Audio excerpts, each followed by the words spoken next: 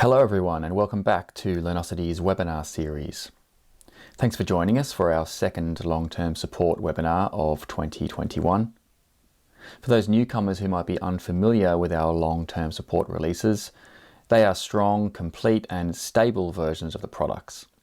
3 times a year we release these production-ready versions of all our APIs, which are then supported for 2 years.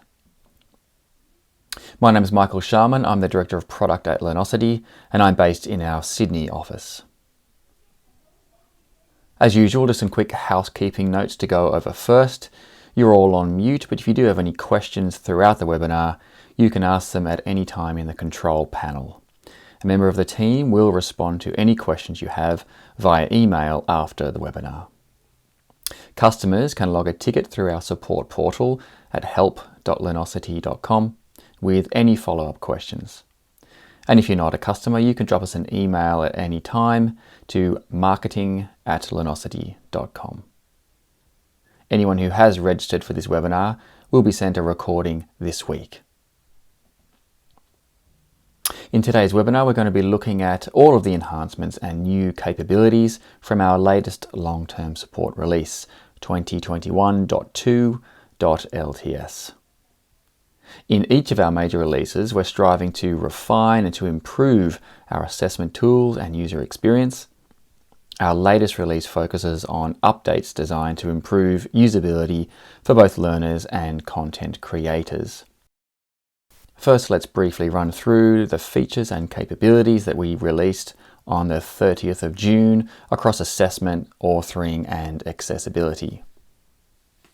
In assessment, we added some more flexibility to the resource panel, and we've also started the journey to improve our sections.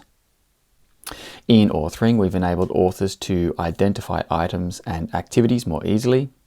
We've enhanced our academic benchmarks partner integration to allow authors to find standards more quickly. To configure adaptive assessments, you can now do this directly via the API in a dedicated section. And you can use descriptions to clear up tag names. Accessibility always has a prominent piece on our development roadmap. This time around we've done a lot of enhancements to the resource panel and we'll show you a demo of that shortly. Firstly, let's give you a closer look at our assessment release. The resource panel. Used during assessments, the resource panel offers additional information that learners may need when answering questions. A typical example might be something like the periodic table of elements. Learners now have more control over this panel. You can maximize, minimize, go full screen, resize, all those sorts of things. Let's take a quick look. Here's a typical question that a student might see. To help answer, they might need some resources. In the paper days, think of this as some supplementary material that might go hand in hand with a question booklet. Authors can now set up a resource item and an icon will appear for students to interact with in the sidebar. Once you open this, you can move it around, you can resize it, minimize it, go full screen. But more importantly, you can tuck it out of the way while you answer the question. While I go to the next question, the resource still appears while I answer it. We've also added a variety of improvements to our assessment sections. For those that don't know, sections allow you to break up a test or a quiz or an exam into discrete buckets of items, and you can have different configuration and settings per section. The new capabilities for sections include allowing a student to navigate to a previous section, to be able to combine the total item count, and some easier customizations in the user interface when you're navigating between sections. Let's have a quick look. Here we have a sample quiz that you might want to deliver to students in discrete pieces, maybe a part 1 and a part 2. Now, taking a look, I do have the calculator just as an example in the right-hand side that students can interact with.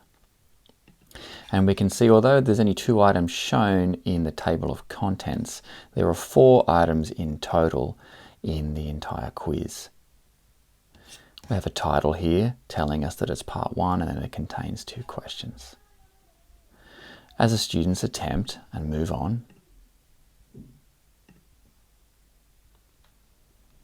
you can see as I move now, I've gone to item 3 of 4. And now I no longer have the calculator. This is just an example of some of the things you can do. If you note the student clicks back, they can actually get back to the previous section. This is configurable. You can make it a linear journey, so you can only move forwards, or you can now go backwards as well as configuring different pieces in the toolbar depending on the content that you have per section. Next up, let's take a look at some of our new authoring capabilities. You can now display item or activity titles as well as their codename references, those unique references, together on the same view. This can help authors identify exactly what they're trying to work on and avoid any confusion around content duplication. We've enhanced the search function with our academic benchmarks integration to make it quick and easy to find the relevant learning standards you need when tagging and filtering based on the academic benchmarks authorities that you might have access to. You can now browse as you always could, but also enter a shortcode to instantly locate the standard you want. Let's have a quick look. In this instance, I want to search for content that has been tagged with a learning outcome using the academic benchmarks search interface. Launch the search pop-up. You can browse as you always could, but now if you know the code, you can enter that by hand.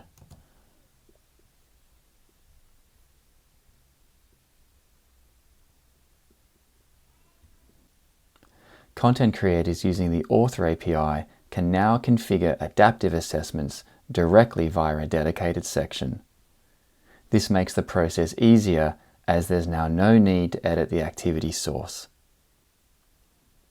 As an example, if you want to create a new activity, which is the Learnosity terminology for a test or a quiz or an exam or assessment, you have a drop-down option that you can configure. You can create a standard activity, or by using the drop-down, create an adaptive activity. That will remove the ability to add specific items as you would do in a fixed form. Instead, you can enter your adaptive configuration here. You can now demystify unclear tag codenames by adding a short tag description. This then pops up as a tooltip whenever you hover a pointer over the tag name.